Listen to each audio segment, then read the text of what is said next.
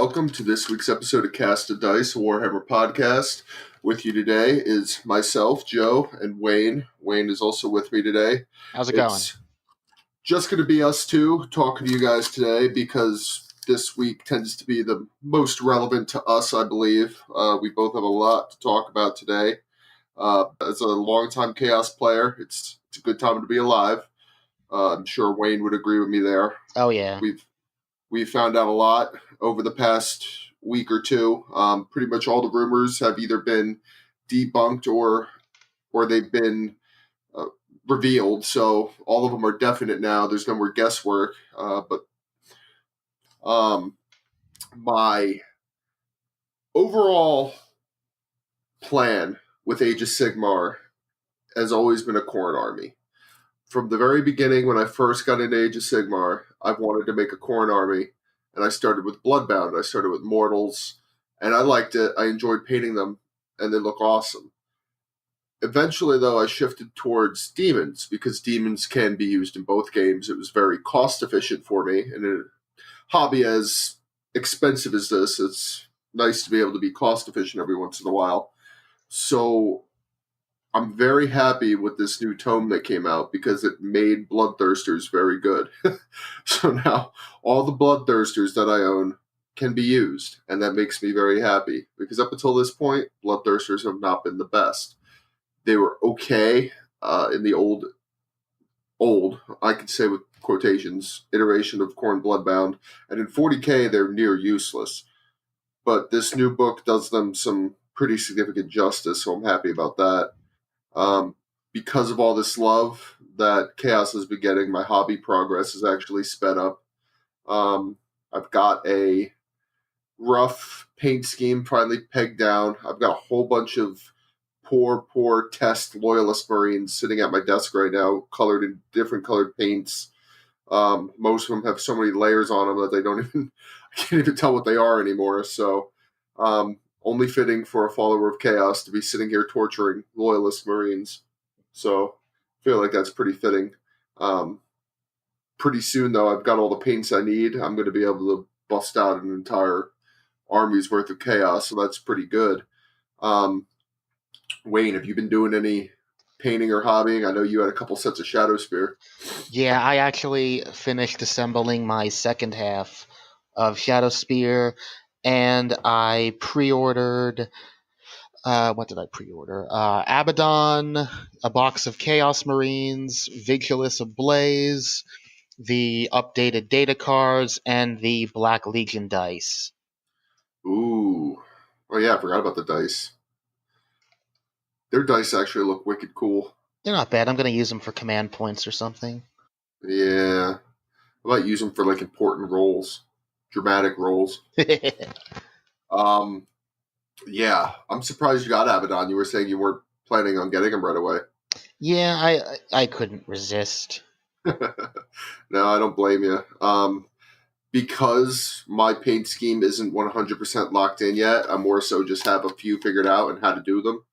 I'm hesitant to get Abaddon right off the bat. Right. More than likely, I'm probably going to end up getting 2 boxes of Chaos Space Marines and the books. So we'll see. It's very hard to resist not running the new Abaddon, but I'm not willing to paint him a different color. He would have to be Black Legion. So until I decide, I'm definitely just doing Black Legion. Yeah, I'm going to hold off on Abaddon. It might end up, though, I make up my mind tonight and I pre-order him anyway. So who He's knows? a good model to have anyway. Just paint him and put him somewhere. Yeah, just paint him, put him on a shelf. Put him next to his old model. It could be like dad and son. Don't talk to me or my son ever again. Yeah. Oh, man. Oh, God, that model. I'm so glad. I'm so happy for Abaddon. So happy. It's long overdue. Like I remember when his model came out. His model is old enough to drink. His model is smaller than regular Terminators now. Yeah. And that's the most hilarious part of it. Which is funny because when he came out, he was actually pretty big. Yeah, there's tactical Marines that are taller than him right now. Yep. Yeah, I actually got to play a couple games. Speaking of Shadow Spear, I actually got to play a couple games yesterday. One against Dark Eldar. It didn't finish, per se. I was probably going to win, but Dark Eldar are really annoying, and a lot of his stuff was hanging on with one wound due to some really lucky feel no pain rolls. Hmm. So it was definitely going to be an annoying game, probably pretty close. I found out a couple things, some we already knew. Without the Lord Discordant, demon engines kind of suck. I was walking around with a Venom Crawler and he couldn't hit freaking anything. I kept getting like dead average shots, just 4 shots with his 2 guns, and they would if one of them did hit, it wouldn't wound. So he ended up not doing anything. Unplayable Um, garbage, right? Garbage. He's a trash can with him. I do think he's a little too expensive for what he does. He's going to be very reliant on buffs, and I don't think this is really the edition for that. But at least he has them, I guess. At least there's the option to buff him, because without it, he would be garbage. I do think Chaos is probably the biggest synergy faction now, with everything that's going on. But that actually segues quite nicely into one of the biggest synergy factions of Age of Sigmar, which is Khorne Bloodbound. Blades of Khorne, as they're now known. Um, it's interesting because I always noticed from the get-go when it first started up that Khorne, Bloodbound, Blades of Khorne were a very high synergy faction. It was all about getting a bunch of heroes together and stacking a bunch of buffs, just doing crazy things. But your whole army could fall apart if the linchpins were carved out of it. So it seems like not it's not quite as reliant on that in 40k, but it does seem like GW's starting to kind of bring over the Age of Sigmar feel of chaos and making them like a high synergy army instead of an army that's more standalone powerful like they seem to be doing with Space Marines. They seem to be making Primaris and Space Marines at large like they're like standalone units. They're not really relying on synergy. They're just good in their own right, and I kind of like it. I like that they're now separating Chaos Marines from Loyalist Marines, and Chaos Marines aren't just spiky Marines anymore. I think that's a good idea. So I'm glad they're doing that. As far as Blades of Khorne goes, not a whole lot has changed in this book. Technically, a lot of the units are still the same.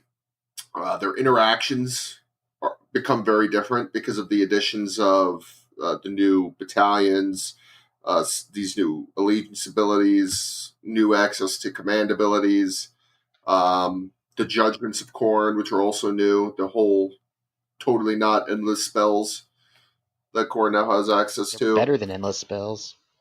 Oh, they're a lot they're a lot better than endless spells, but they're technically the equivalent, I guess. They can't be dispelled, which I guess is the best thing, right? Where you just put them out there in a 3-up and you don't even have to cast them. Yep. So that seems pretty good. Um, the book is great. Artwork on it. You got Korgus Skull and his little pet doggy here, looking all cool. I like the colors. Lots of oranges and reds. Very fire and brimstone. I'm liking it. Dude totally looks like a Chaos Lord out of 40k, which is also badass. Always was a cool model. Always a fan. The whole Khorne range in Age of Sigmar is phenomenal. Like, it's so metal and really cool looking. Like, if I had Berserkers anywhere near as good looking as Blood Warriors, I wouldn't have to complain nearly as much. Someday. Oh my god. I'm still salty about that. But anyway, we'll get to that later. Yeah. The Khorne Bloodbound gained access to some new allegiance abilities. They have a new kind of blood tith table, which is pretty cool. A lot of it's now centered around summoning, which is pretty cool. You can. It works just like any other blood tith where you gain points as you kill stuff, but you can use those points now to summon different things. And it looks like The prices aren't too bad for things, but if you have 2 or more blood tith points at the end of your movement phase, you can summon one until you can summon one unit from the list below onto the battlefield and add it to your army. Each unit you summon costs a number of blood tith points as shown on the list, and you can only summon a unit if you have enough blood tith points to pay its cost. If you summon a unit in this manner, your blood tith points total is reset to 0 immediately after the unit has been set up. You cannot save any blood tith points you did not use. Units summoned in this way must be set up wholly within 12 inches of a friendly Khorne hero or skull altar, and more than 9 inches from any enemy units. So that's pretty cool. If your hero isn't in a good position to summon, he can just summon and set him up by a skull altar, which is somewhere else. So it's kind of a summoning node. So that's pretty cool. Skull altar is another cool thing, new thing for Khorne that they got. Nice little terrain piece. It can also be used in 40k, so that's cool. Having it is going to be beneficial. The costs seem a little steep for what you're getting. Like Nurgle, for instance, can just pop things out every turn. It's not really reliant on anything. They just gain contagion points and they just spend them on demons. It seems like it's a lot easier to summon for the other demons, so I don't Well, really know why it's so hard the for corn one Khorne. you get them if a unit dies, right? Yours or your enemy.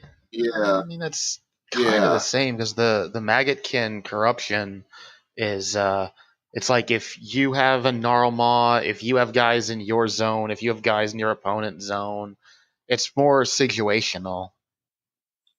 yeah, but you don't have to kill anything. And that Gnarlmaw just makes Yeah, points, massive it's amounts of points D3 every a turn. You can have turn. multiple ones. Yeah. Like, let me go over the cost and you'll kind of see what I'm talking about. Uh, just to get 5 bloodletters, you have to pay 2 blood tith. So you have to, 2 units have had to die and you only get 5 bloodletters for the effort. Same for a Bloodmaster, costs 2. Skullmaster costs 3, as does 5 Fleshhounds. 10 bloodletters is 4. 1 Herald of Khorne on a Bloodthrone is 4. 3 Blood Crushers is 5. 10 Fleshhounds is 6. A Skull Cannon is 5. 15 Bloodletters is 6. 20 Bloodletters is 7. And then all the Bloodthirsters are 8. So, like, just to get 20 Bloodletters, 7 units had to die. Hmm. I mean, I guess that's kind of good, like, late game after the 2 armies have kind of beat the crap out of each other. And all of a sudden you're getting 20 more Bloodletters. Okay, cool. But I don't know. I feel like because I actually played a game with Maggotkin a couple weeks ago. I played Nurgle, and I was able to just constantly pop out Plague Bearers every turn. I mean, it was little by little, but I don't know. It just seems like there's a high opportunity cost on Khorne summoning. I mean, their units are powerful, so maybe they don't need to rely as much on summoning, but I don't see any reason to take anything besides the Bloodthirsters. Like, I would just save up and summon a Bloodthirster.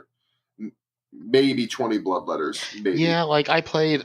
I have a friend who Blades of Khorne is his main army, and this was before the new book, obviously. But most of the games I've played against him, that's been the turning point as he saves his points, and then it's, oh, here's a Bloodthirster. And it's like, well, you Yeah, killed most of my army. I have nothing that can kill a Bloodthirster, so good game. yeah, yeah. That's really the only thing I could see, and I mean, it's definitely effective. So, but what 5 bloodletters is never going to do anything for you. Like, there's no point, especially Although, considering. is there a scenario where you have like an objective in your own thing? It could let you move guys forward and then still keep a small unit on your own objective to get points. Yeah, yeah, that's true. I mean, I'm sure it's situationally useful. Um, would it? Do I see it being useful often? Not, no, not really. But I don't know. It could be. I mean, it definitely has some merit to it, I suppose. The rest of the Tith abilities are pretty good. Like, for again, which is why I think 5 bloodletters is even worse of a deal. For 2 points, you can immediately dispel a cast for 2 points. So, Spell Eater Court, the Spell Eater Curse for 2 Blood Tith. Choose this reward immediately after a wizard has cast a spell anywhere on the battlefield. Before any attempt to unbind that spells are made, that spell is not successfully cast. So, for 2 points, I could just be like, yeah, no. That's actually No spell really for you. useful because there's a lot of armies that rely on key spells. It's almost like the equivalent to Agents of Vect in 40k. It's nope, can't do that. Yeah, and this one is unsituational. Like, even Agent's Effect has a small chance of failure. This is just no. Like, as long as I have the points, you're not doing it. That's useful. For 1 point, for 1 point, I gain a command point, which is also useful. Oh wow, really? Like, if I only have, for 1 point, I get a command point. So really useful because yeah, you have Khorne has a lot of heroes, like you were saying, so there's a lot of synergy and command abilities. Your command points are going to be at a premium. Yep. Like, this ability is probably going to be the one that gets used the most early in a game when not much has died and you only have maybe 1 or 2 command points, or blood tith points rather, and you want those command points, and then you kind of snowball into all these buffs, and then you get a whole bunch of blood tith, and then you can start doing the cooler stuff. For 3, you got Murder Lust. Pick one friendly Khorne unit. That unit can make a normal move. If it's within 12 of an enemy model, it can either make a normal move or attempt to make a charge move. How many tithe points is that? 3. That can be pretty good to guarantee that your guys are going to get something off. Yeah. 4 is Apoplectic Frenzy. Pick one friendly Khorne unit within 3 inches of an enemy unit. That Khorne unit can make a pile-in move and then attack with all of the melee weapons it is armed with. So, fight twice for 4. Pretty good. Pretty good. For 5, you get pick one unit anywhere on the battlefield. That unit suffers D3 mortal wounds. In addition, roll a dice for each unit within 8 inches of that unit. On a 3+, the unit being rolled for suffers 1 mortal wound. On a 6, the unit being rolled for suffers D3 mortal wounds. So it's like a chain lightning kind of thing. It'd be good to knock something out that you kind of, whiffed a roll on, and it's, hey, this thing's got 1 wound left. Yeah. Well, let's finish it off. Yeah. Yeah, let's just drop a brass skull meteor on its head. That's brass skull meteor. hilarious. Just fucking Khorne up in space, taking rocks, throwing them at people. Like, you guys can't do anything right. You had like one Majora's job. Mask, the giant face. Yeah. 6 points, Relentless Fury. Until your next hero phase, each time a friendly Khorne model is slain in the combat phase, before the model is removed from play, it can make a pile-in move and then attack with all of the melee weapons it's armed with. So that's pretty good. I don't know if it's worth 6, but it's pretty good. Crimson Rain for 7. You could choose this reward once per battle. Immediately after you do so, and at the start of each of your subsequent hero phases, you can heal up to D3 wounds allocated to each friendly Khorne unit on the battlefield. Oh, wow. That's kind of super good. To each unit? Especially if you get it. Yeah, wow. Everything. That's really good if you get it off early and you actually have enough heroes and big stuff left to make it worth it. If you're running a bunch of Bloodthirsters, that's going to be really useful. Just healing D3 every turn. And for 8, you got Slaughter Triumphant. You could choose this reward once per battle. After you do so, if the unmodified hit roll for an attack made with a melee weapon by a friendly Khorne unit is 6, that attack scores 2 hits on the target instead of 1. Make a wound and save roll for each hit.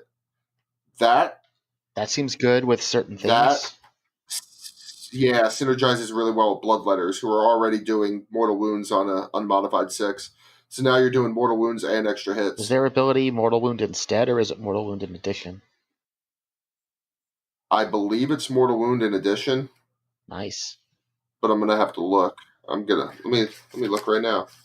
I'm looking at the book, right. So let's see here. Mighty Lord of Khorne. Be good with him too, because it's per wound. Yeah. I think for the. Does he still have the super axe?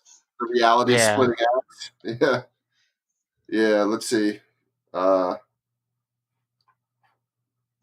He has the Axe of Khorne.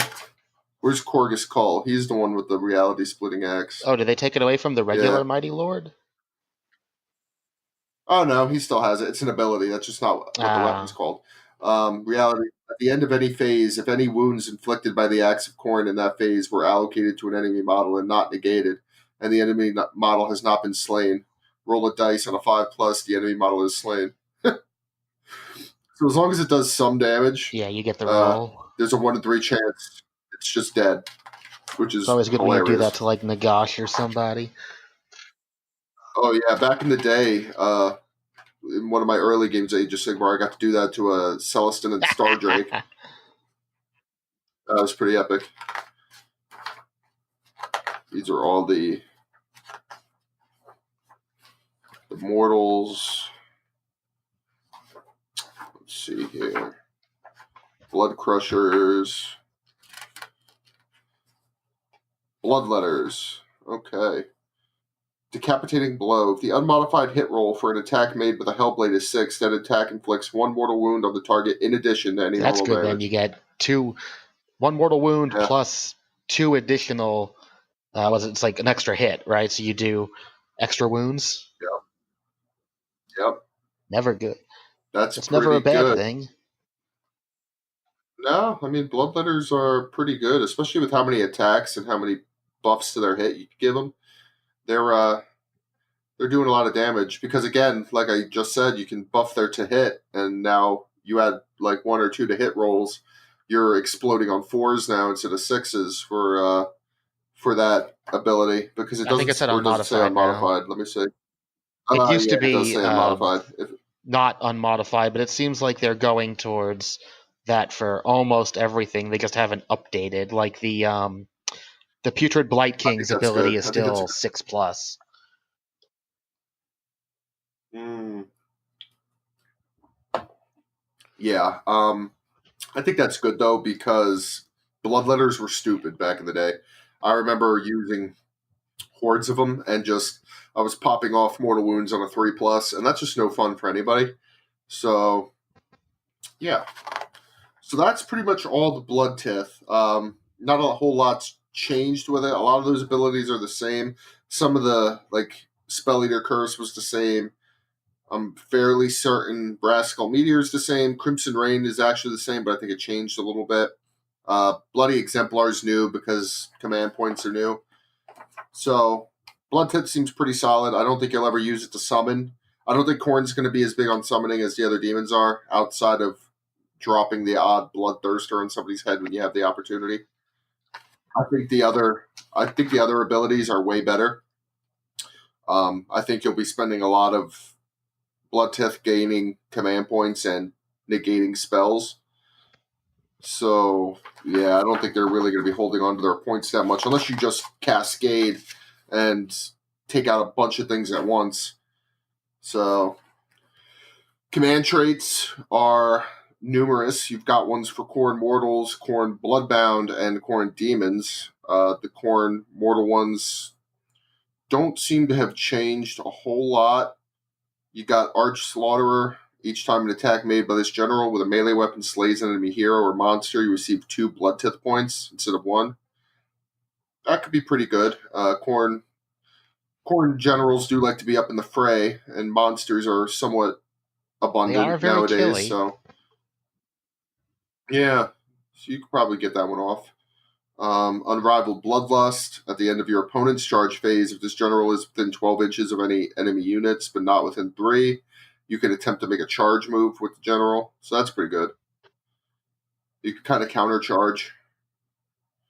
Slaughterborn. You can reroll hit rolls for attacks made melee weapons by this general. Yeah, standard. It's always good to be able to reroll, though. Hungry for Glory. You can reroll hit and wound rolls for attacks made by this general that target an enemy hero or That sounds monster. useful. That's Yeah, that seems really good. Uh, I was just about to say this sounds way better than the last one, but this one has a caveat. It has to be against heroes and monsters, so that's probably why it seems better.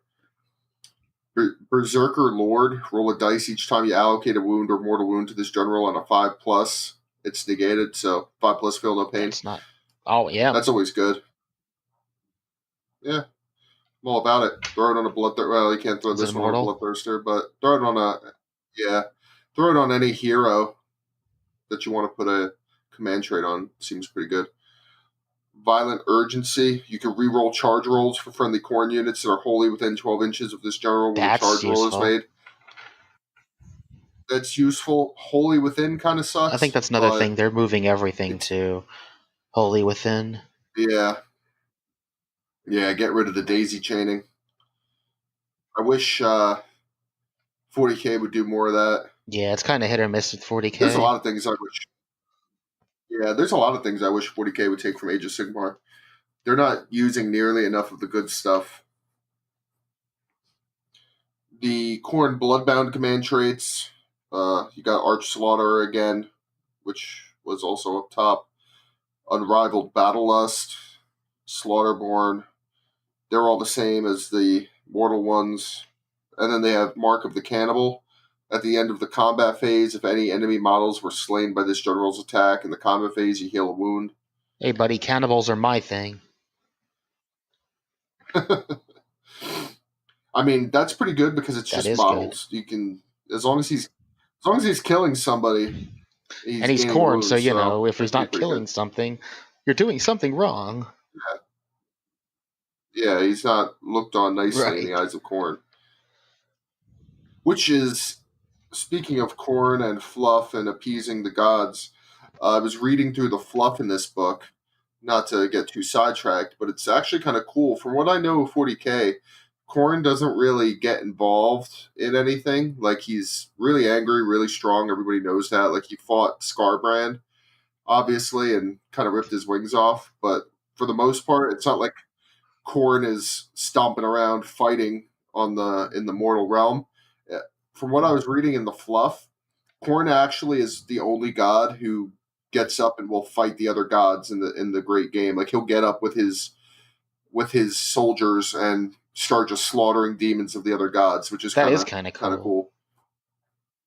Yeah, he's like personally involved. He doesn't do it often, but he actually does it. Whereas you don't really hear about him getting involved in 40k. So he just like rampages through a bunch of plague bearers, just fucking steps on them, kind of like getting gum on your shoe.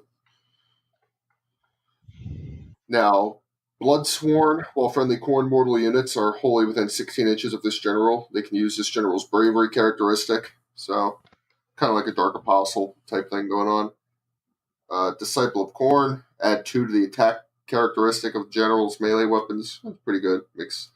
Makes a lot of things better.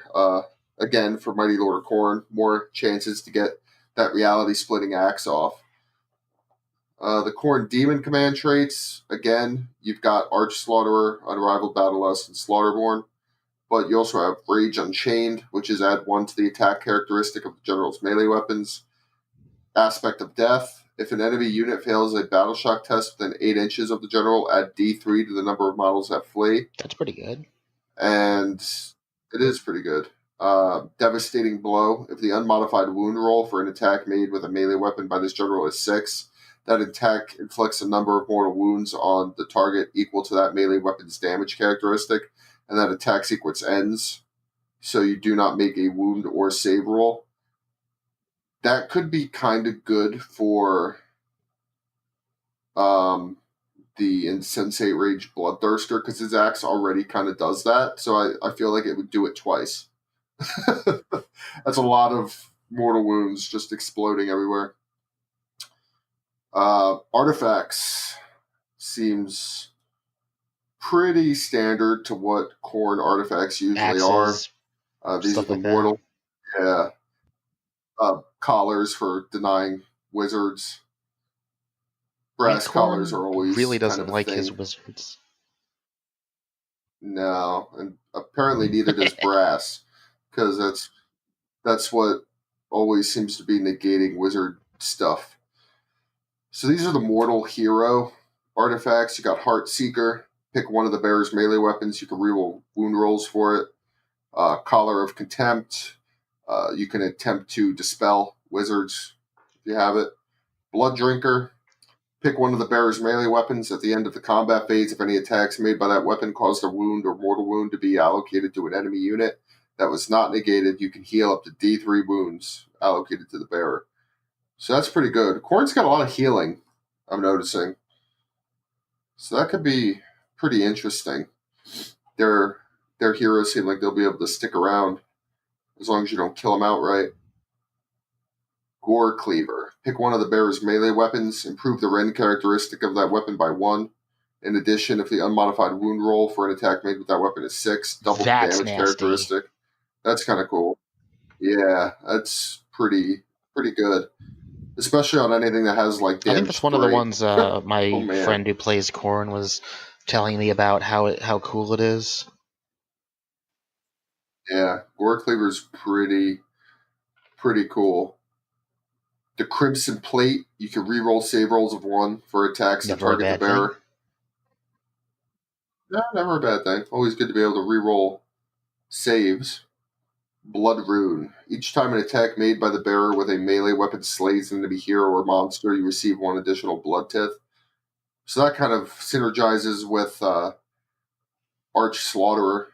You'll be gaining 3 blood tith for every hero or monster you kill. Pretty good, since you were saying before that it's not that easy to get them. Yeah, I mean, it's still not that easy because you kind of got to get them in on heroes and monsters, but I mean, it's not impossible. I mean, if you find yourself in a position where you could slaughter through a lot of heroes, I mean, what other Age of Sigmar armies are very hero heavy? Flesh Eater Courts. Flesh Eater Courts kind of are. I don't think Stormcast They can be, really but are. I don't think that's the meta list. Yeah. I'm trying to think of what else is kind of meta that uses a lot of heroes in Age of Sigmar. Legions of Nagash probably kind of are. Maybe. I think a lot of the death ones tend to be, because you need a lot of heroes to summon. I think that's about Fire it. Slayers Really. have a lot of Tzeentch, heroes. probably. Well, for their 4 that they Fire have. Slayers, yeah. Yeah, they take a lot of them. More artifacts. You could take Banners of Khorne. There's 3 of them. Banner of Rage. You can reroll hit rolls of 1 for attacks made with melee weapons by friendly Khorne units that are wholly within 12 inches of the bearer. So that's pretty good. Banner of Wrath. In the combat phase, roll a dice for each enemy unit within 8 inches of the bearer. On a 4+, the unit suffers D3 mortal wounds. Not bad. 50-50 chance to do D3 mortal wounds. Banner of Blood. You can reroll charge rolls for friendly Khorne units that are wholly within 12 inches of the bearer when the charge roll is made. Also good. That was probably the best one. Yeah, because you really want to get the charge off with stuff. Yeah, because it's not like we could shoot, so we don't have spells. So if we can't do the one thing we're made for, we're going to have a bad time. Trophies of War. So these are artifacts for the Bloodbound. You've got the Skull Helm of Khorne. Subtract 2 from the Bravery characteristic for any enemy units that are within 8 inches. Bloodforged Armor. Roll a dice each time you allocate a mortal wound to the bearer. On a 5+, that mortal wound is negated. So another Feel No Pain. Brazen Rune. Roll a dice each time you allocate a wound or mortal wound to the bearer that was inflicted by a spell. On a 2+, that wound or mortal wound is negated. In addition, it's pretty much a 2+ Feel No Pain against spell damage. Could be really useful depending on who you're fighting. Yeah. On a 2+, that wound or mortal wound is negated. In addition, once per battle, the bearer can attempt to unbind 1 spell in the enemy hero phase in the same manner as a wizard, or attempt to dispel 1 endless spell at the start of your hero phase in the same manner as a wizard. So that's pretty good. I think this relic actually changed. I don't quite remember, but I think this relic was in the old book as well.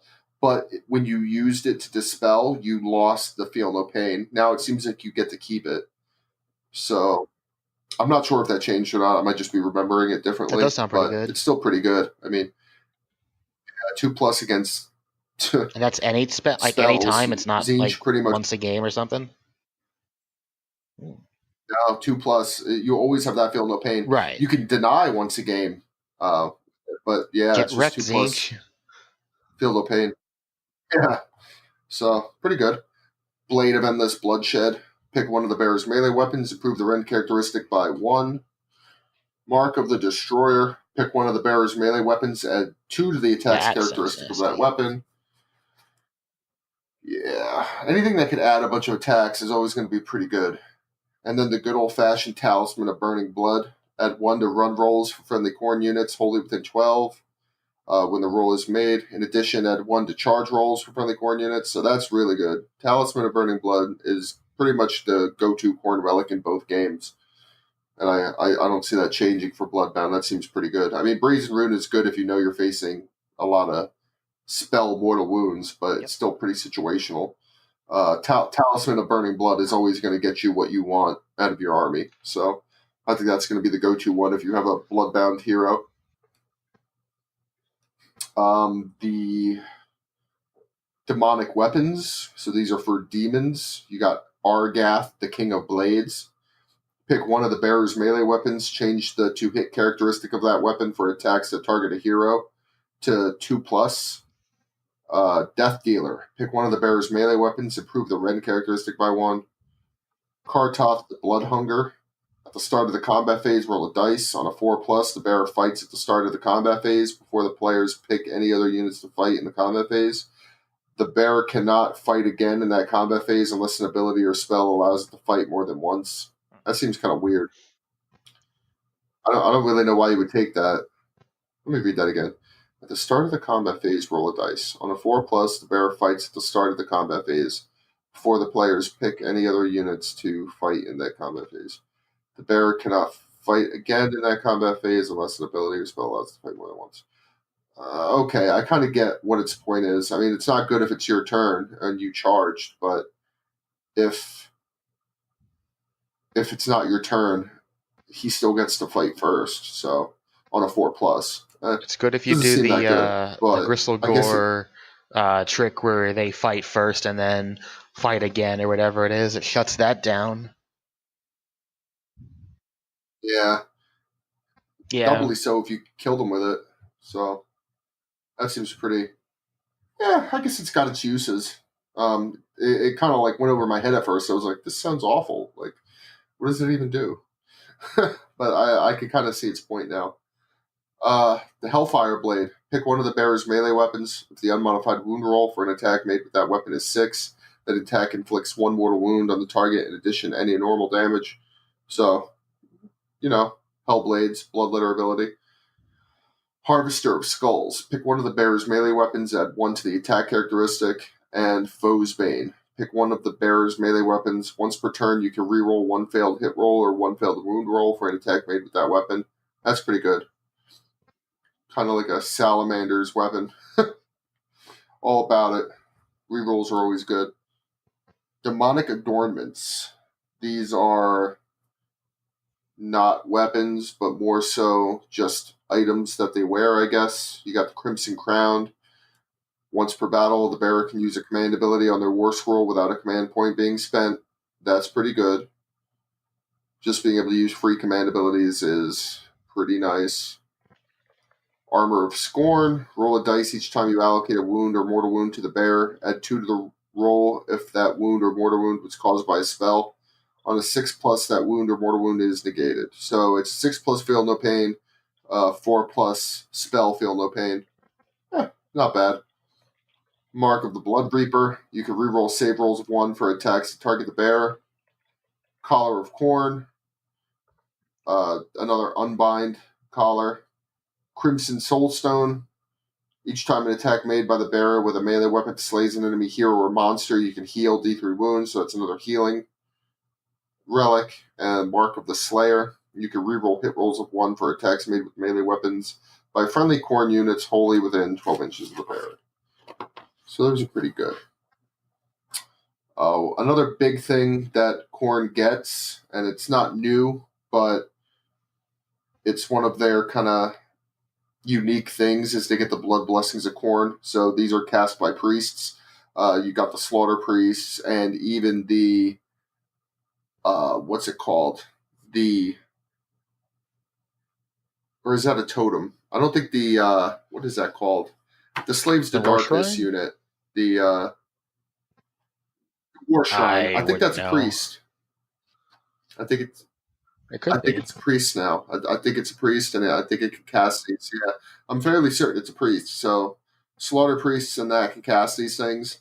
Um, in addition to any other prayers they can chant, each priest in a Khorne army knows one blessing from the blood blessings of Khorne. You can either choose or roll for the prayer each priest knows. Each blood blessing of Khorne can only be chanted once per turn, regardless of how many priests know that prayer. There's 6 of them. The first one's Bronzed Flesh. To start your hero phase, one friendly model that knows this prayer can chant it. If they do so, make a prayer roll by rolling a dice. On a 1, the model chanting this prayer suffers 1 mortal wound and the prayer is not answered. On a 2 or 3, the prayer is not answered. On a 4 plus, the prayer is answered. If this prayer is answered, pick one friendly Khorne unit wholly within 16 of the model chanting and is visible to them, and you add 1 to their save rolls. So that's pretty good. Saves don't tend to be as high as they are in 40k. So anything that makes saves better than they are, especially because Rend also isn't as plentiful in Age of Sigmar, being able to increase something's save just outright is pretty good. Blood Sacrifice is the next one. Pretty much the same caveat for all of these. A 1 will do damage to you, 2 or 3 is unanswered. They all tend to go off on a 4 plus. If this one's answered, you pick a friendly Khorne unit wholly within 8 of the model. That unit suffers D3 mortal wounds and you receive 1 Blood Tith point. This was kind of or is the old Blood Boil spell. So it just got renamed to Blood Sacrifice.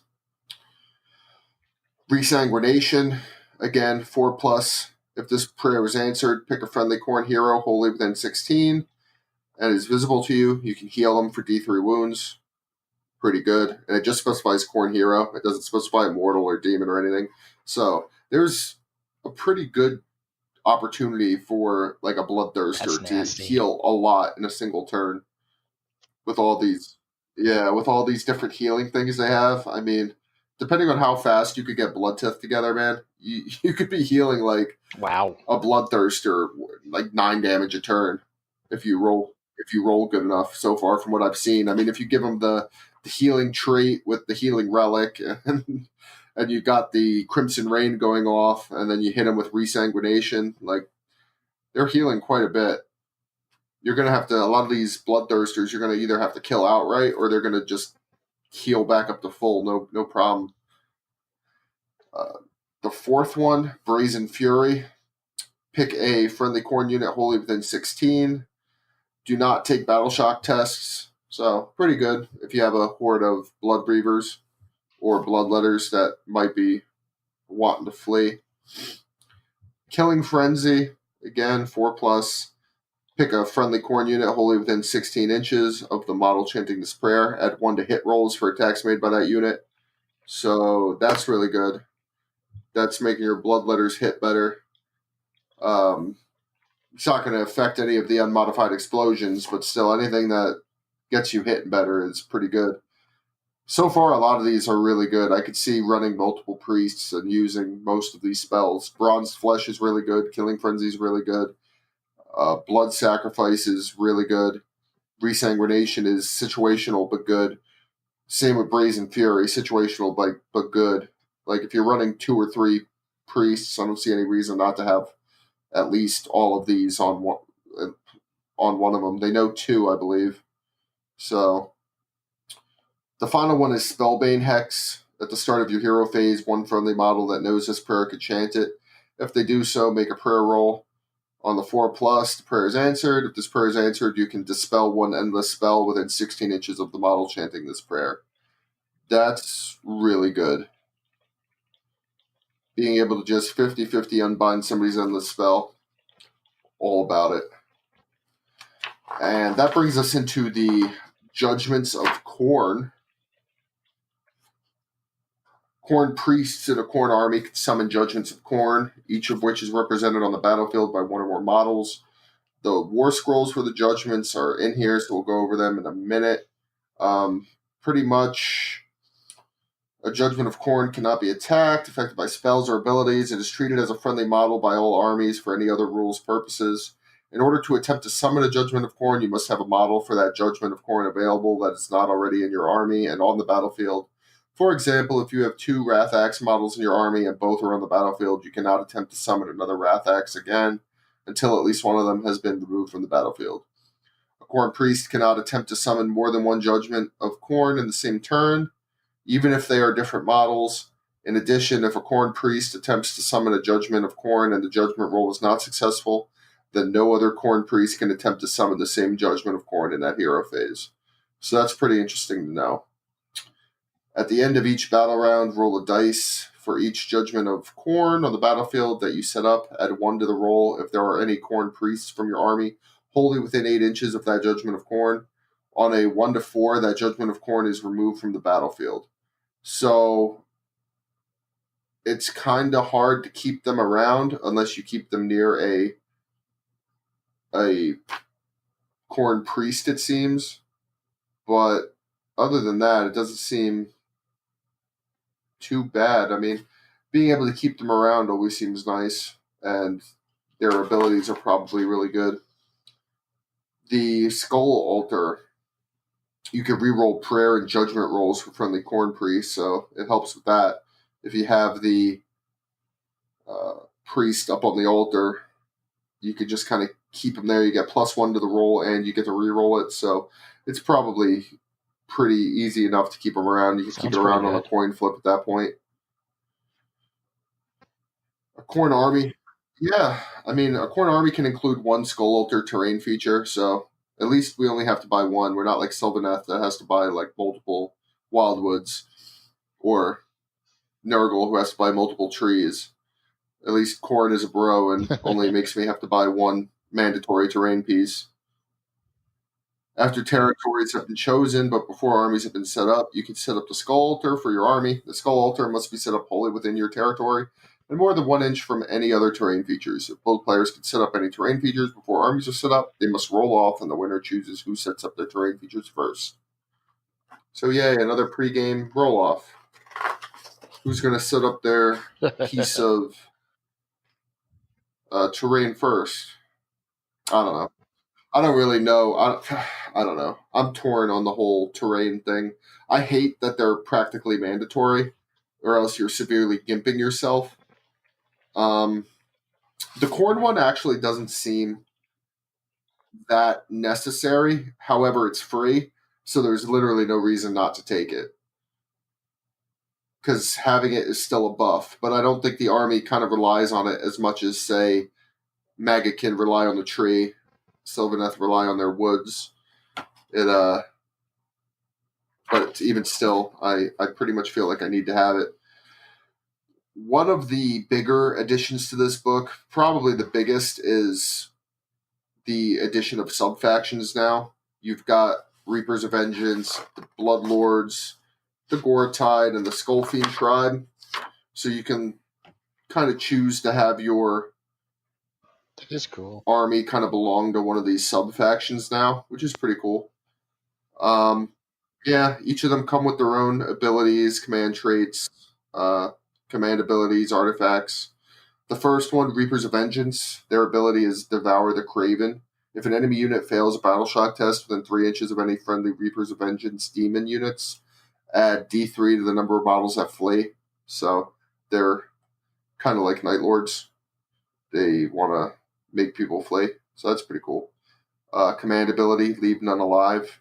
You can use this command ability at the start of the combat phase. If you do so, pick 1 friendly Reapers of Vengeance demon unit wholly within 8 inches of a friendly demon model.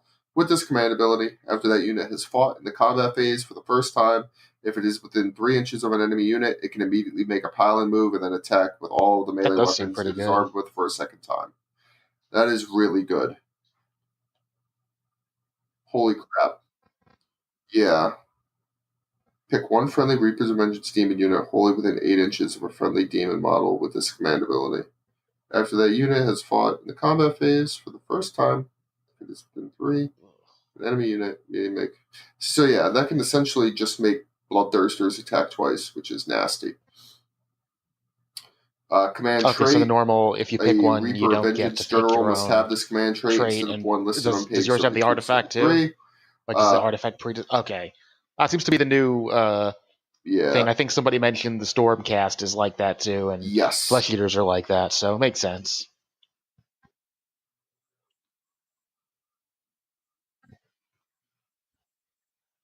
Okay, yeah. The command trait is Mage Eater. This general can attempt to unbind one spell in the enemy hero phase in the same manner as a wizard. In addition, if this general attempts to unbind a spell and the unmodified unbinding roll is at 8, that spell is successfully unbound and the caster suffers d6 mortal wounds. That's pretty good considering an 8 isn't that hard to roll. Yeah, it's not exactly common, but it'll probably come up often enough that I won't mind having it. The artifact is the Skull Shard Mantle. Each time the bearer is affected by a spell or endless spell, you can roll a dice. If you do so on a 2+, ignore the effects of that spell on the bearer. So this is actually disgusting because not only is it a 2+ fail no pain, but for things like Geminids that are making you -1 to hit or something, it just ignores that too. Like it ignores Wow, effects, it doesn't ignore damage. So it's ignoring anything.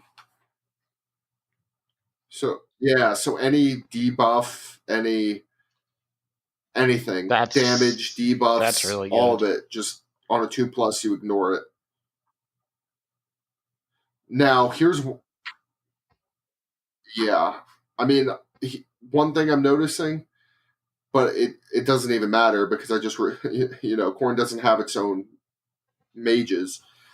If you were to say be in a position where you allied in a mage for whatever reason because you obviously hate the fluff and hate Khorne, so why else would you invite a mage into his army?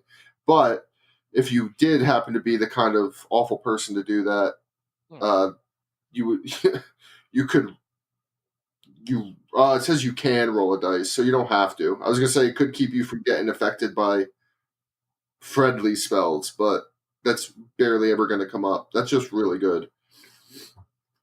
The Bloodlords is the next one. Their ability is you can reroll wound Yeah, rolls of 1 for attacks made by friendly Bloodlords demons units that target a hero or monster. Pretty good. Command ability. First in his sight.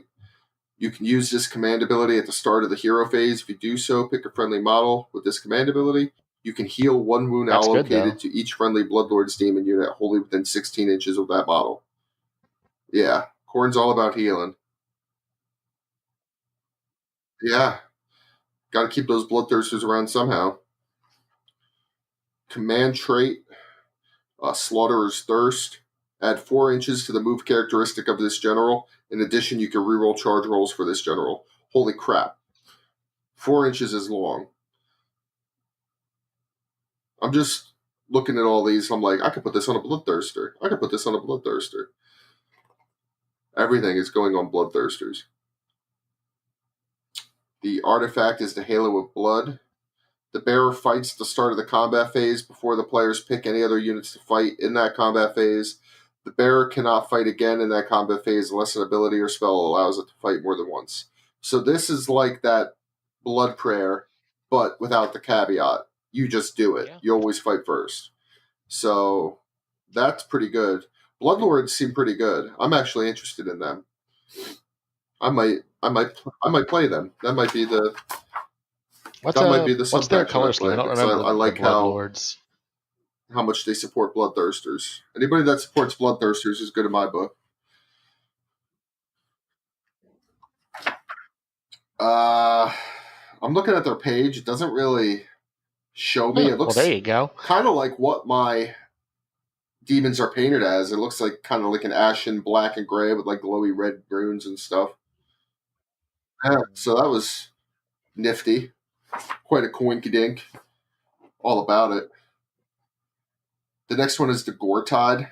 Their ability is you can reroll wound rolls of 1 for attacks made with melee weapons by Gortide mortal units. So these are mortal subfactions now. Pretty good though because it's not just against heroes. It's just reroll wound rolls of 1 for attacks made with melee weapons. So that's always good. command ability ever onwards. You can use this command ability before you make a run roll for one friendly Gortod Blood Reavers or Gortod Blood Warriors unit wholly within 16 inches of a friendly model with this command ability. If you do so, that Yeah, run roll is the treated as being a Gortide 6. one's my So, friend's in addition, that unit can run and still preference. charge later in the same turn. That's pretty good. If you run... Yeah. If you're running Mortals, that seems pretty damn good. Auto 6-inch run with a run and charge, all about it. And there's nothing that says you can't, like if you're running Mortals, I don't know. I How does it work in believe Age of you can Sigmar? only I'm not pick one too because it up on doesn't it. have Like, can you run detachments like demons as 40k Bloodlords and does. then Mortals as Gortide? Or It's funny though because detachments work in 40k. It's kind of right? like the AOS way Yeah, is that's better. true. That's unfortunate because then what happens?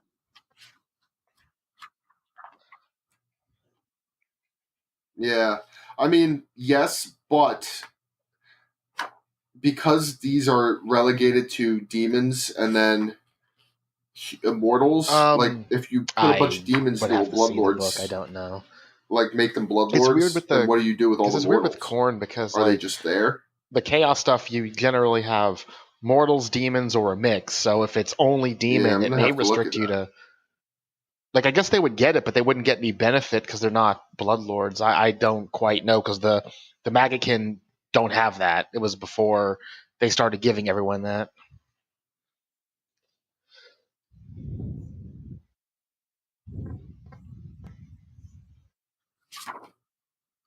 Yeah. Interesting. Let me see if I can't kind of glean this out because I'm interested in how this works. And I think it was slaughter hosts. If your army is a Khorne army, you can give it a slaughter host keyword. All Khorne units in your army gain that keyword. If a model already has a slaughter host keyword, it cannot gain another one. But this does not prevent other units in your army from having a different slaughter host keyword. You can either choose one of the slaughter hosts listed below or choose another slaughter host you have read about or created yourself. If you choose one from the list below, all units with that keyword benefit from the extra abilities listed for that slaughter host on the page indicated. If you choose a Yeah, different that makes slaughter host, sense simply though. pick the slaughter host you most closely matches the nature of your own. So yeah, it sounded like you only pick one. I guess they're kind of pushing you away from mixed armies because I don't see much of a reason to take mixed armies. I would at this point I would only take demons. So Gortide, you're off my list. Back in the bin with you. I'm going Bloodlords. The Skullfiend tribe. This one's another one for mortals, so it's one that I won't be using. But their ability is for the Brass Citadel. You can use this command ability at the start of the combat phase. If you do so, pick one friendly model with this command ability. Until the end of that phase, you can reroll hit and wound rolls for attacks made by friendly Skullfiend tribe Korgorath units wholly within 10 inches of that model. If this wasn't limited to only Korgorath, that would be really good. As I was reading it, I was like, man, this is awesome. This is way too good. And then it's like, oh, Korgorath. Oh, okay. only one very niche unit in the whole army can even benefit from that command ability. The command trait, Master Decapitator. You receive 2 Blood Tith points instead of 1 when this general slays a hero. Artifact of Power, Crown Cleaver. Pick one of the bearer's melee weapons, add 2 to the attack characteristics of that weapon. So that's very basic. Skullfiend Tribe seems very basic. Their command ability only buffs Korgorath. Their command trait is pretty much the same as one of the generic ones, as is their artifact. So I feel like GW might have ran out of ideas when they got to them. So I don't really know, because comparing that to Gortide, if you're running a Mortals army, I don't see why you would do anything but Gortide. Unless you really like Korgorath, I don't see a reason to run Skullfiend Tribe. But I mean, who knows? Maybe I'm not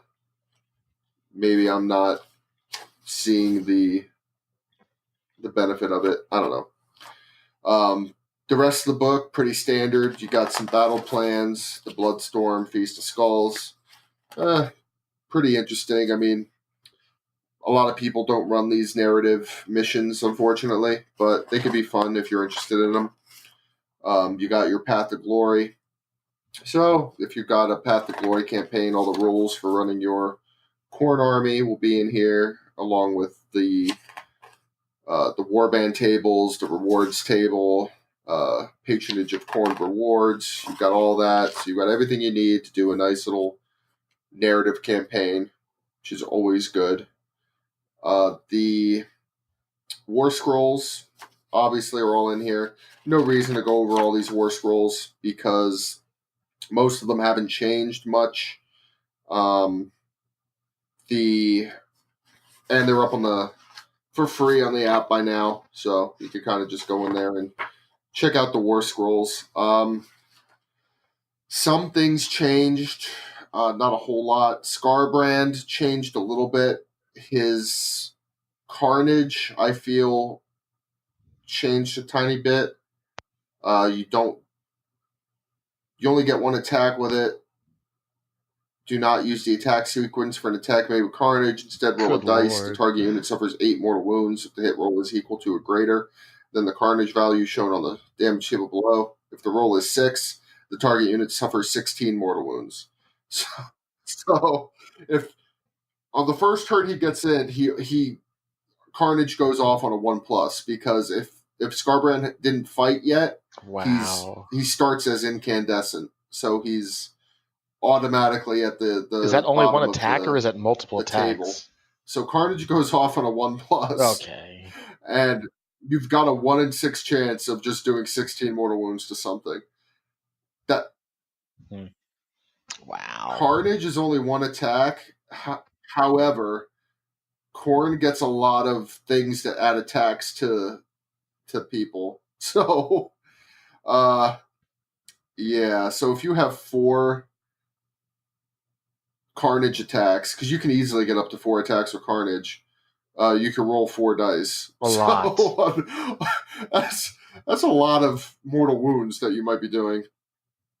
Oh my god. What's 4 times 16? 32, 64 mortal wounds? If you roll 4 sixes. But who needs friends? If you roll 4 sixes with Carnage when he's incandescent, you're doing 64 Exactly. mortal wounds. I don't think you're going to have any friends left after that. Yeah, who needs friends when you can do 64 mortal wounds to something? Fuck you, Nagash. I mean, that's pretty much what it is. I mean, you're not rolling feel no pain rolls and getting out of 64 mortal wounds. I don't care who you are. The rest of his ability hasn't really changed. He still has the Roar of Total Rage. So it's do not use the attack sequence for an attack made with the Roar. Instead, pick one enemy unit that is in range. Roll the number of dice shown on the damage table above. For each 4+, the enemy unit suffers 1 mortal wound. So when he's incandescent, you roll 5 dice. So you're looking at roughly 2.5 mortal wounds off that. So not bad. Scarbrand's Rage.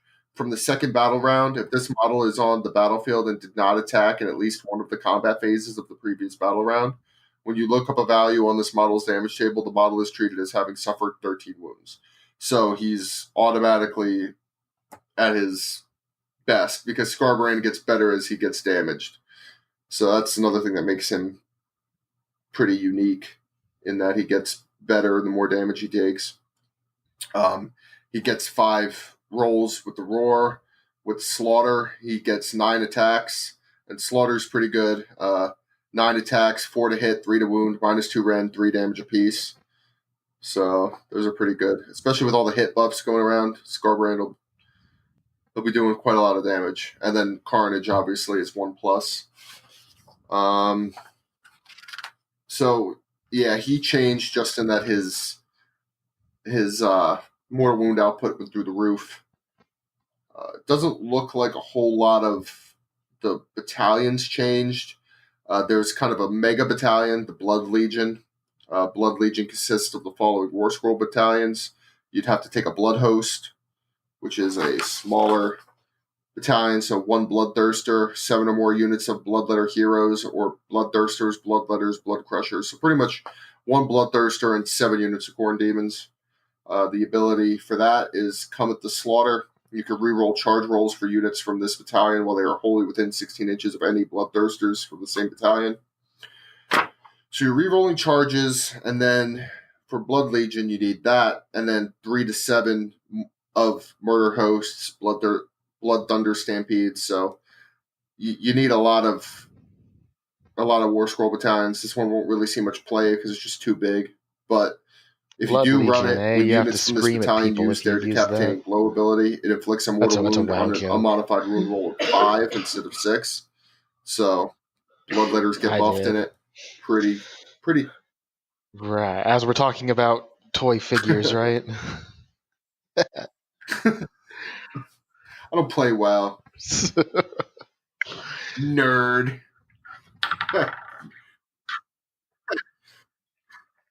Nerd. Nerd. Wedgie. Murder Host, Bloodletter Hero, and then 3 to 8 units of Bloodletters, Flesh Hounds, Blood Crushers, Skull Cannons. Insatiable Bloodlust, add 2 to run and charge rolls for units from this battalion while they are wholly within 16 inches of a Bloodletter Hero. So that's pretty good if you're running a lot of Bloodletters. Blood Thunder Stampede, Skullmaster, Herald of Khorne, and 3 to 8 units of Blood Crushers. This one looks fun just because I like Blood Crushers. The Murderous Charge and Slaughterous Charge abilities used by units from this battalion automatically inflict mortal wounds after a model finishes its charge move instead of inflicting mortal wounds on a roll of a 2+. So it's not really that much of a buff because a 2+ isn't that hard to do, but it makes it automatic. So, I'll take it. If you want to run a lot of Blood Crushers, it's worth having that battalion. Tyrants of Blood. This one is one I've been hearing a lot about. It's probably going to get used. 3 to 8 Bloodthirsters make it up. After a model from this battalion has fought in the combat phase for the first time, you can pick another model from the same battalion that has not yet fought in that combat phase and is within 3 inches of any enemy units. That model fights immediately before the opposing player picks a unit to fight in that combat phase. Wow. That model cannot fight again in the combat phase unless an ability or spell allows it to fight more than once. So, if you're running multiple Bloodthirsters, you can literally cascade them. They don't have to be near each other. As long as they're in combat, you just choose them to fight. They always fight first. So that's really good because that's on your turn. That's on your opponent's turn.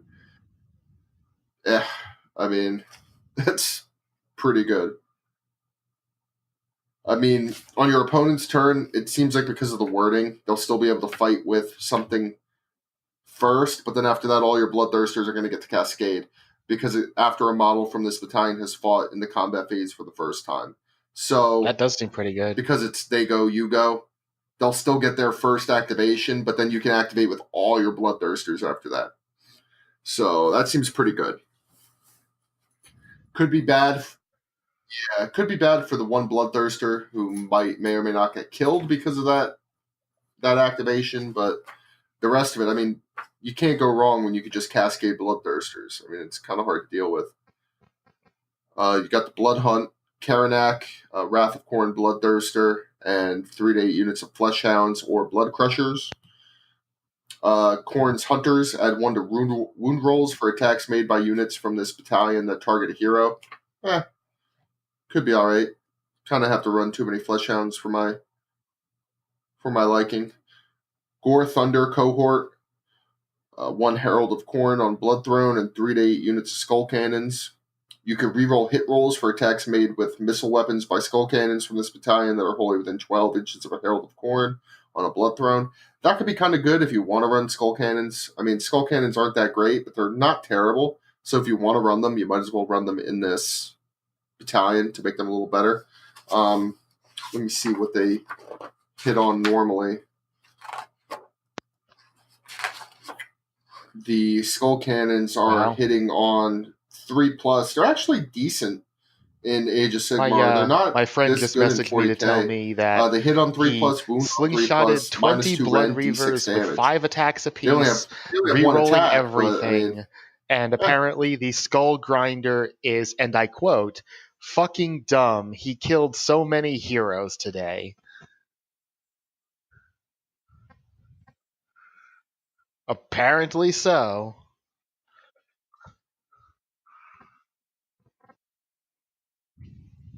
The No, Skull he means the Grinder? Skull Grinder. I think that's the dude with the, Oh, man. That's a name I haven't heard in a while. yeah, the anvil Let me guy. see here. Where's he at? Does he mean the Soul Grinder? Oh, the Anvil guy. Oh, he's awesome. That model's awesome. Yeah, that's cool. Let's go to him. Let's see what he does since we're on his little. Okay, so 5 wounds, 5-inch move, 4+ save. Pretty average. Range 2 inches on his brazen anvil. 3 attacks, 3+ to hit, 2+ to wound, -1 rend, 3 damage.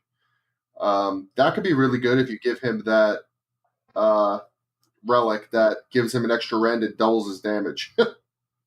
So he's doing 6 damage a swing. Fiery Anvil. At the end of the combat phase, you can pick one enemy hero or monster within 2 inches of this model and roll a dice. On a 2+, that enemy unit suffers D3 mortal wounds. Pretty good. Add 1 to bravery characteristic of friendly Khorne mortal units wholly within 12 inches of any friendly models with this ability.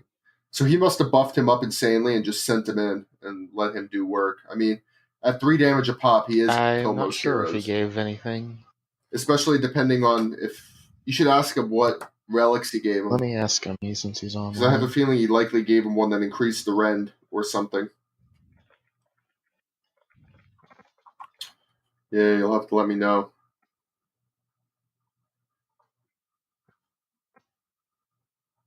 But yeah, most of these are pretty much the same. Tyrants of Blood is good. That one seems to have changed. Carnal Host. You need a Bloodthirster, a Bloodmaster, and 3 to 8 units of Bloodletters. Demon Commander ability. You can reroll wound rolls of 1 for attacks made with melee weapons by units of this battalion that are wholly within 16 inches of a Bloodthirster. Skullseeker Host. You're looking at a Bloodthirster, a Herald of Khorne on a Blood Throne. Yeah. 2 to 5 units of Blood Crushers. 1 to 3 units of Skull Cannons. You can reroll wound rolls for attacks made by units from this battalion that target a monster. Pretty good if you're facing Flesh Eater Courts. Blood Host, Bloodthirster, and Bloodletters. Reroll charges. The Mega Battalion for Mortals seems to be this Bloodbound Warhorde. So you need a Mighty Lord of Khorne, Lord of Khorne on Juggernaut, Scar, Bloodwrath, Porgo Skull, or Valkia the Bloody. And then a Gore Chosen Battalion, and then 3 to 7 of all the other battalions. That ends up giving you the ability of, at the start of your turn, you receive 1 Blood Tith point. If this was at all feasible, that would be really good. But because you need to take a Gore Chosen, it might be just slightly too expensive, because Gore Chosen is you need an Exalted Deathbringer, and you need 7 other heroes. So you need 7 of either Exalted Deathbringers, Aspiring Deathbringers, Slaughter Priests, Skull Grinders, Blood Stokers, or Blood Secretors in any combination. I mean, you're likely going to be taking 3 Slaughter Priests and a Blood Secretor anyway. So, and probably even a Bloodstoker. So that's 5 right there. I guess you could get either 2 Exalteds or a Skull Grinder and an Aspiring in there. Get 7. Might be. It is. But I don't So think you'd according be to able my to get friend, 3 no, the more of Skull the other Grinder did not have anything. battalions in there. Is the problem. It seems like it would be too hard. But that's really good, being able to just generate a Blood Tith point a turn.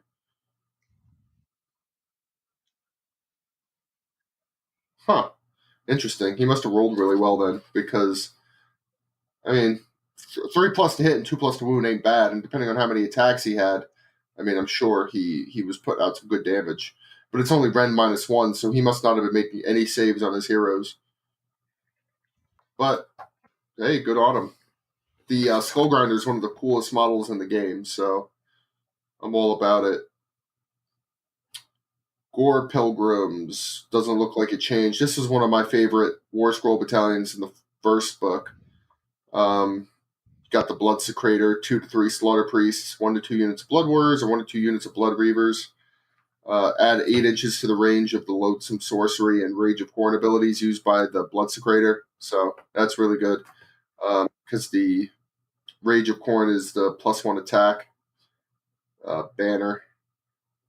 So, and that happens while he's wholly within 8 inches of any slaughter priests from the same battalion. So that's good. And you want to be running all of these anyway. So more than likely, Gore Pilgrims is going to be in most lists because if you're running Mortal Khorne, you're going to be wanting all of these units anyway. And buffing that banner is too good not to do. The rest of these don't really seem to have changed much. Bloodbad Warband, Aspiring Deathbringer, Bloodsecrator, 3 units of Blood Warriors, 1 or 2 units of Blood Reavers, and a unit of Skull Reapers. Add 1 to the attacks characteristic of melee weapons when they charge, so that's good. All of these look the same. Yeah, so not a whole lot's changed there. I mean, we got mega battalions and a couple changes to some of the small ones, but other than that, not much. Not a whole lot's changed. Again, not a whole lot's changed in the War Scrolls. Scarbrand's changed. The Bloodthirsters haven't really changed all that much. The way command abilities work now is probably the most significant change for the Bloodthirsters, so they can all use their command abilities if you have the points for it. The Bloodthirster of Unfettered Fury has the Rejoice and Slaughter. Use the command ability at the start of the combat phase. If you do so, pick a friendly model with this command ability until the end of that combat phase. Friendly Khorne Demon units wholly within 16 of that model are eligible to fight in that combat phase if they are within 6 inches of an enemy unit instead of 3 and can move an extra 3 when they pile in. So Unfettered Fury is letting you do 6-inch pile-ins, which is always good. There's a lot of shenanigans that can be had with that. You could slingshot yourself around people quite easily with that much wiggle room. Insensate Rage, you can use the command ability, and at the end of the phase, you can reroll charge rolls for friendly Khorne demons wholly within 16. So a lot of these Bloodthirster abilities are pretty good. Lord of the Blood Hunt on the Wrath of Khorne. Use your command ability at the start of the combat phase. If you do so, pick a friendly Khorne demon unit. Until the end of the phase, you can reroll hit rolls for attacks made by that unit. So all of these are good. If you're running multiple Bloodthirsters, you're most likely going to be trying That's to use them the all. You have Fleshhound thing, points right? for it. Skulltaker hasn't cool changed. Karanak hasn't changed, except he has a new model now, so that's good. He still has the hero, the named Fleshhound. Yeah, I mean, I wish he was a little bigger. He's only like slightly bigger than a normal Fleshhound, which is weird for like the right hand dog of Khorne. He's good at hunting down heroes.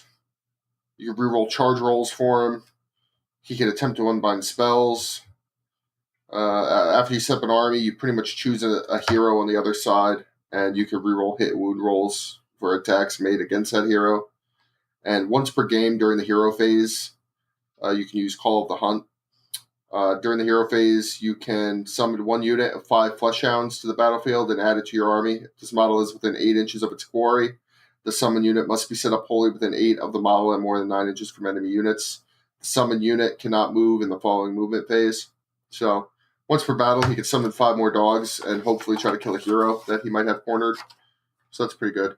Fleshhounds, they have a Burning Roar ability. I don't remember if they had that in the old one. I know they gained it in 40k with the new models, so they might have gained it now.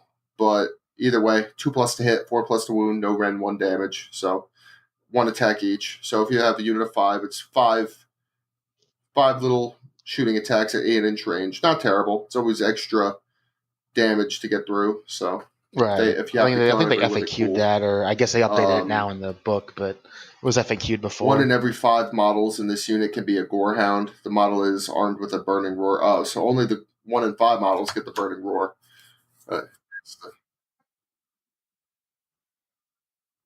Yeah, gotcha.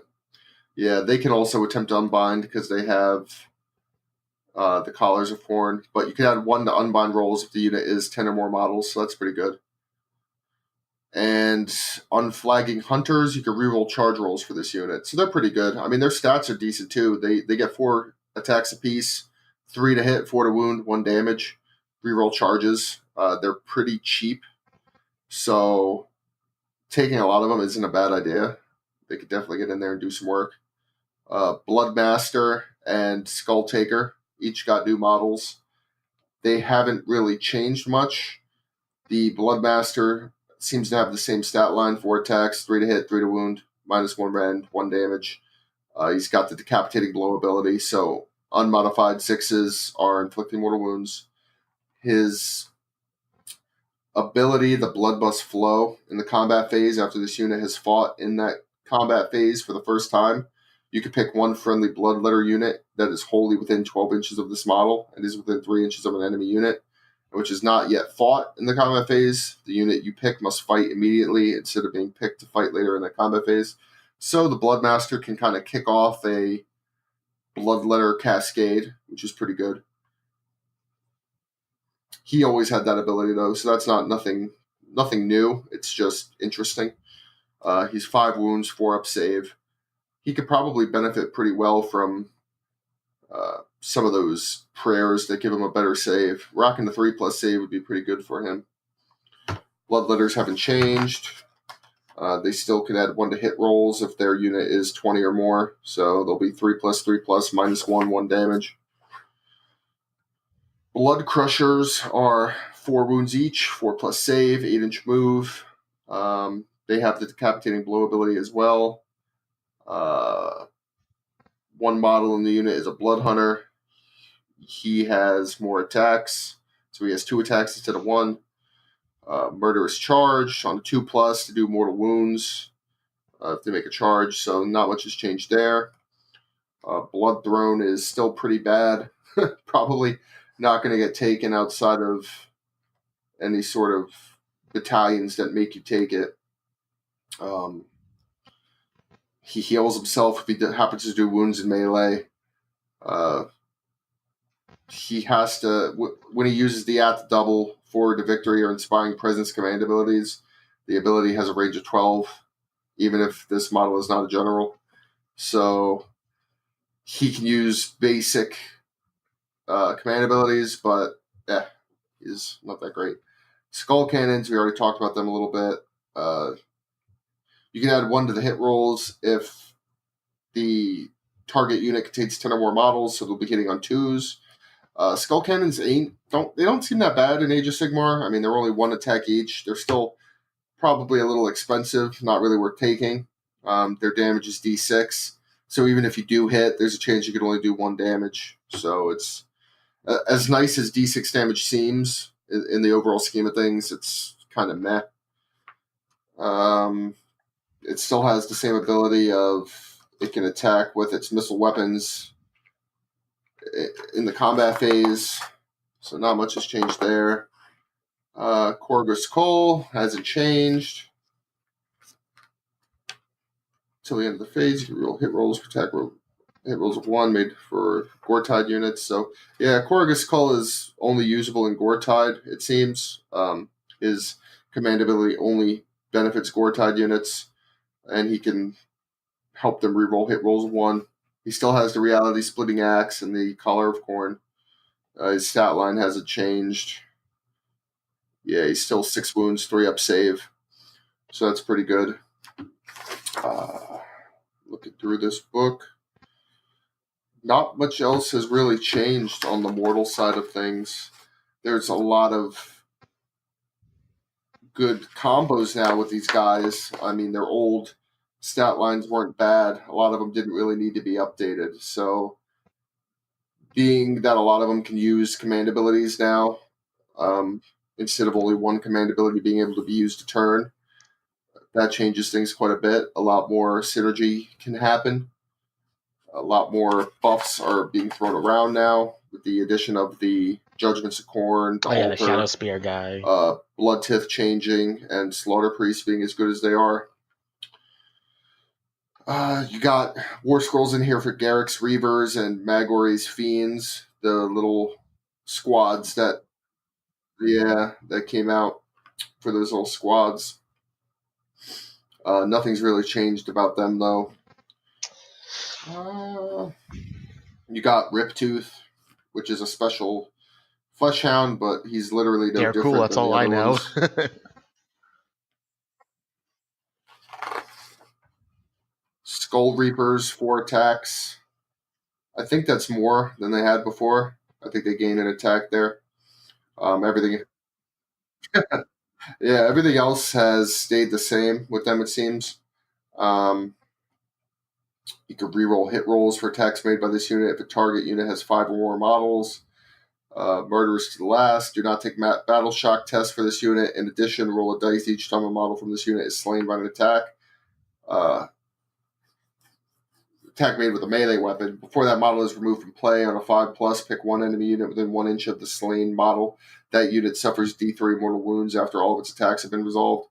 So that is pretty good, because I think before what it was is you just got to fight again before you died.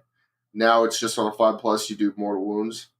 I don't know exactly if that's better or worse, because before, at least, I think you got to fight no matter what. I don't know. I would have to look. I don't have the old War Scrolls anymore because they've been updated on the app, so I can't go back and check. But from what I remember, that is different.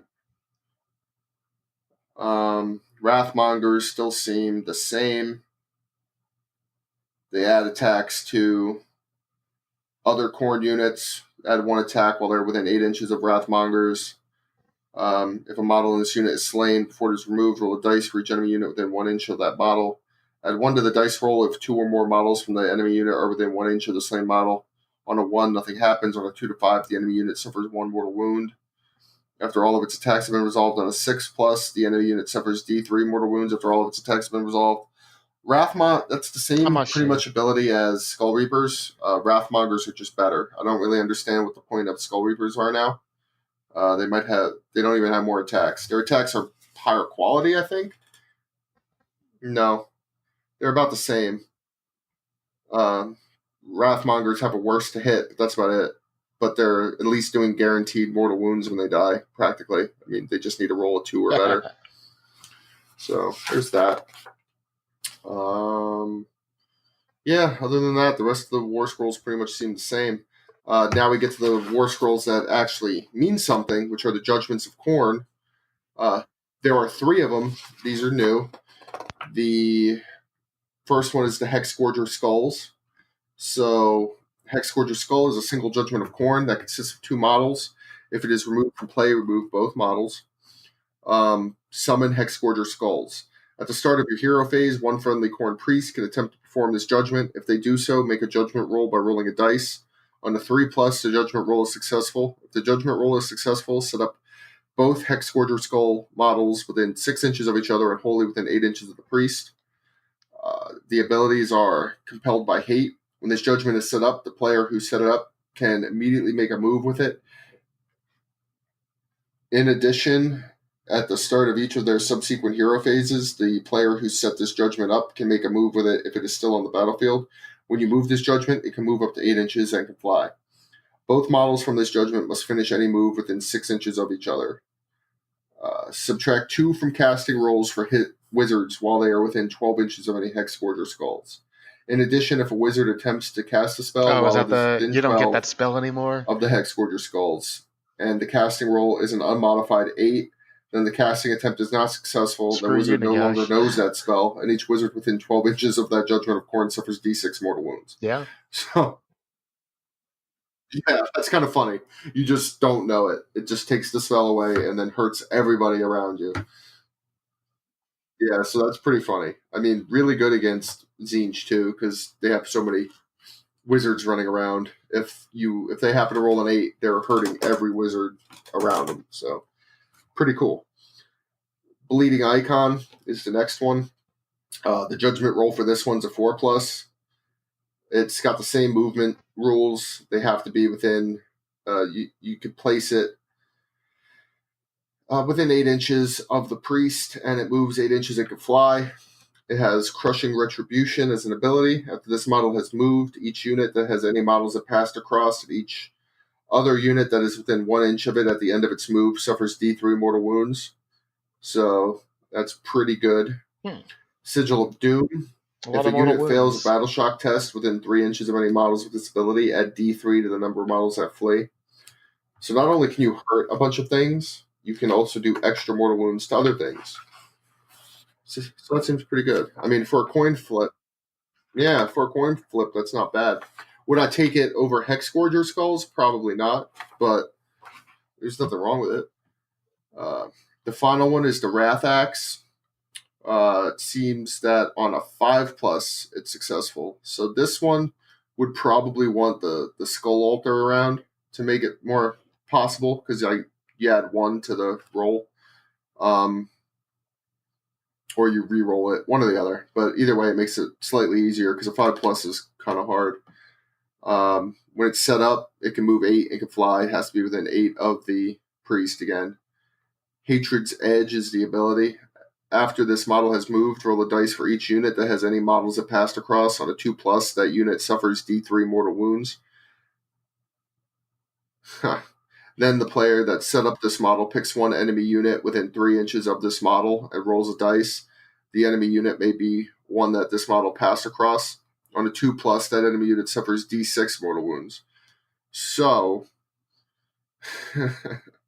you can essentially do D3 to one, D6 to another.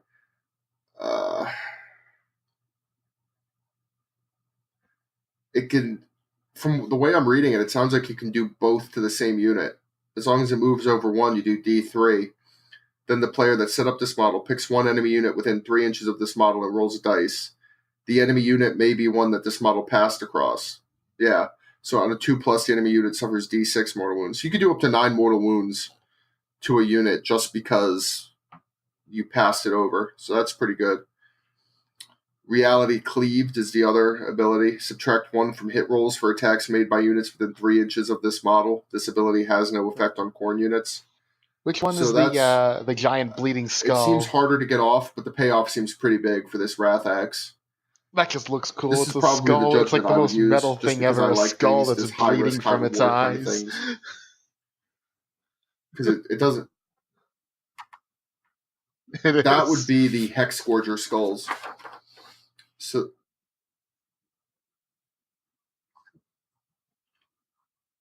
and it's just floating around. All of the Khorne range is metal as hell. I love it. That's why I play them. Yeah, so I'm looking at the pitched battle profiles now, and yeah, Skull Cannons are 140 points, so I don't think one shot is really worth that. Bloodletters are 110 for 10, 300 for 30, so that's not bad. Blood Reavers are 70 for 10, 240 for 40. That seems really good. Blood Reavers are pretty cheap. Blood Warriors are 100 for 5, 520 for 30. So that seems pretty good. The rest of it seems pretty standard. Aspiring Deathbringer is 80. Bloodmaster is 80. Bloodsecrator is 140. A lot of these seem the same. A lot of the lesser heroes, like your Bloodstokers, your Exalted Deathbringers, they're 80. Herald of Khorne on a Blood Throne is 120. Karanak is 140. Horgus Kull is 180. Lord of Khorne on Juggernaut, 160. Mighty Lord of Khorne is 140. Skilla, 100. Scar, 120. Skull Grinder is 80. So yeah, a lot of those heroes seem the same. Skullmaster, 120. Skull Taker, 120.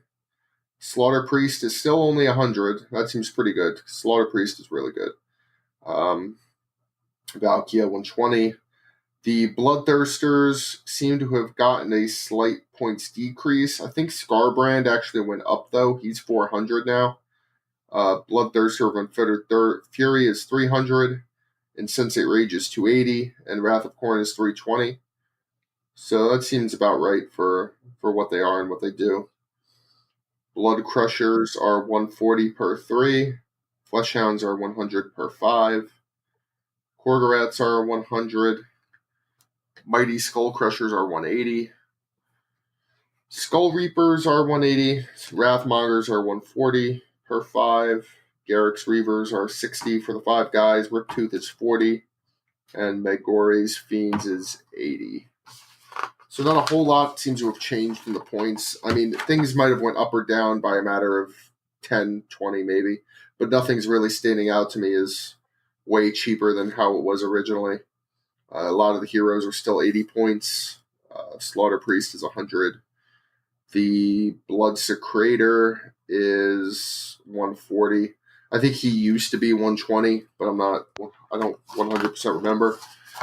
The battalions all seem to be in line with other battalions. They're all over 100 points, so not a whole lot of them are going to be worth taking. Gore Pilgrims is 140, so just taking that alone is almost 200 points.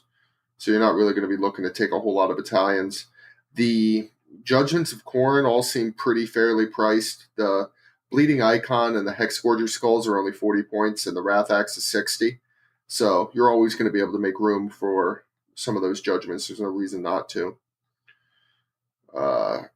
Allies for Khorne, you've got Beast of Chaos, Everchosen, Monsters of Chaos, Nurgle, Slaves to Darkness.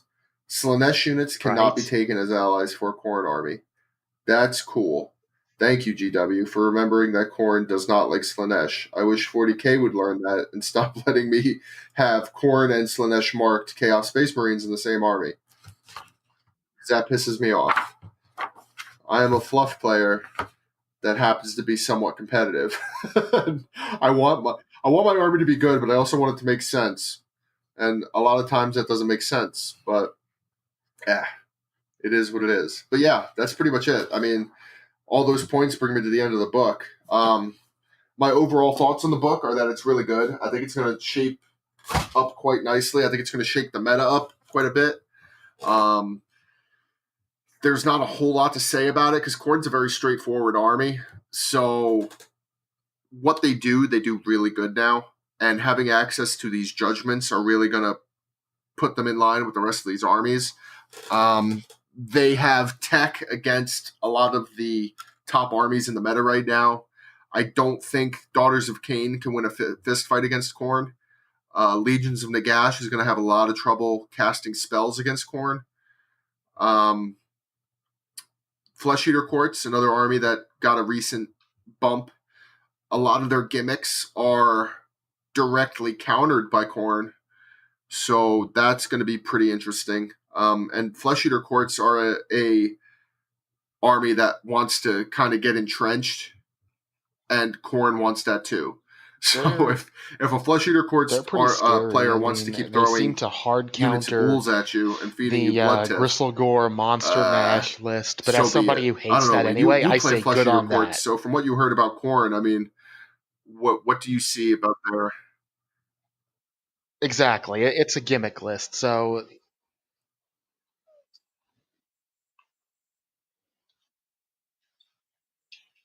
I'm all about, down with my book. Right. It's a part of the book I don't like, so down with it. I mean, as we saw in the Khorne book, there's a lot of stuff in there that gives you buffs specifically against heroes and monsters. So, I mean, if Flesh Eater Courts become a staple in the meta, expect to see a lot of that stuff taken, and it won't really stand much of a chance because every monster you throw at a Khorne army is just going to get obliterated, and it's going to be nothing more than another point towards a free Bloodthirster. So, and that's kind of the payoff for every Khorne player out there. We just want free Bloodthirsters. What you do is take field one Bloodthirster and then summon another. There's no other reason for us to really... I mean, the Bloodtith table is good. We saw a lot of good uses for it, but honestly, I'm saving up 8 and I'm trying to get a free Bloodthirster on the table. That just is what it is. Yeah. Or field 3 and summon a 4th. I mean, the possibilities are endless. There's a lot you could do. Because more than likely, when I get my list together eventually, I don't have enough Bloodthirsters, it seems. But I am going to be running that Bloodthirster battalion where I take 3 to 8 of them. I'm probably going to take 3, summon a 4th, or take 4. I'm probably gonna have one of each and Scarbrand in a list. So I mean that looking at the points, it was like 320, 280, 400. So 320, 280 is 4,000, 6,000. Just in Bloodthirsters for four of them, I'm looking at like 12, 1,300 points. 700 points worth of Bloodletters, and I'm good to go. I mean, no, that's not true. I can't do that because I need a Blood Secrator. Always got to have a Blood Secrator, and I need at least 3 Slaughter Priests. So I'll have them. It'll probably be that battalion plus War Pilgrims, and then that's it. And then hopefully there's enough points left over for one of the Judgments of Khorne. But we'll see. I mean, I don't know if I'll have enough points left over to pay for the battalions and the Judgments, so I'll have to math it out later. It'll probably be really close. But my army's going to be something like that. I'm going to be running a lot of Bloodthirsters. I might not run all 4, but I'm definitely going to run Scarbrand soon because he's actually pretty hilarious now. Yeah, I see no reason not to. So Khorne's good. I wish 40k would have gave me new Berserkers that look like Bloodbound because, yeah, well, you keep saying that, and I keep waking up every day to a world without new Berserker models, TW. and that's not a world that I want to keep waking up to. So if you could stop Hope disappointing is the me, first step on that the would be road to fantastic. disappointment, You keep feeding me hope, which and is an then actual it 40k just quote never of the comes day. through. The first, what is it? The road to disappointment is hope, or whatever. Probably. That's like, oh my god, that's so funny. It's so fitting. It is so fitting. It's like they were talking about their models, not the setting. It's, oh my god! But hey, don't worry, guys. If you wanted to play Noise Marines, you'll be happy to know that that ugly kit, the upgrade kit, is perfectly compatible with the new Space Marines. So, if for all you Emperor's Children players out there, don't you worry. GW's got you covered. You don't need new Noise Marines. You just got to slap the old upgrade sprue on those shiny new Chaos Marines of yours, and you're good to go. Right. And for all you World Leaders players out there, don't worry. Just buy some Forge World upgrade kits, and boom, Mugging you've got Space Berserkers. Wolf. Yeah, you might not have enough chain axes, but hey, you'll make do, right? That's true. As a World Leaders player, I should just start mugging Space Wolf players and taking their axes. I mean, Khorne would look kindly on that. He doesn't care from where the blood flows as long as it flows. So, yeah, who's to care if I'm sounds legit to beating up me. some poor 12-year-old Space Wolf player for his chain axes? Give me your axes, kid. Oh, You're right. 10,000 years too young to be challenging me. Nothing personnel, kid. Not bad, Oh, kid. man. You made me use Then I 10% go full of my anime. power. Go full anime on him. Nothing personal, kid. Too young to be challenging me to a fist fight. I don't even want to fight you. I'm only 12. Yeah. Shut up and give me your You only made me use 1% of my power. Now give me those chain axes. Oh my god. Well, anyway, before I completely ruin our reputation with a whole bunch of anime quotes, and before I start devolving into JoJo's references, we have been cast a dice. I'd like to thank everybody for joining us for this look at the Khorne Battletome. It's very exciting. I hope any of you aspiring Khorne players out there go and pick it up for yourselves. All the war scrolls have since been updated on the app, so you can check out all those. If you have any sort of interest in a heavily melee focused army, Khorne is for you, and I do think they're going to be at top tables in the competitive scene. So if you have any interest in that, go for it. Khorne seems like a good army, good to go. They get a thumbs up in my book. As a Khorne player, I'm very happy about the book. Do I think we needed it right now Not for before the some Blood other God, armies? even No, though I don't play them. But I'm not going to kick a gift horse in the mouth. Oh, yeah. I'm going to Hey, take last my time I book and did I'm that, going to you were enjoy like, it. oh, shut up, old man. So again, I'm Joe with Cast a Dice. With Wayne. Say bye, Wayne. I don't know. You're supposed to say. You were supposed to say bye, Wayne, like some stupid. Yeah, well, now I can't say that. Screw So you now, guys, I'm going what am I home. supposed to do? God, you just ruined everything. God, how can I have an outro if I'm not picking on you? Oh man, now I don't even. Now I don't even want to do this anymore. I'm going home. I'm taking my toys and I'm going home. Don't you talk to me or my son ever again. All right, everybody.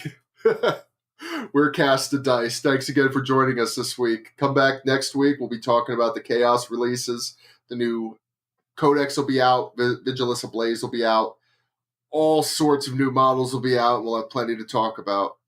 Have a good one. Have a good week. Happy modeling. And stay on the good side of chaos, folks.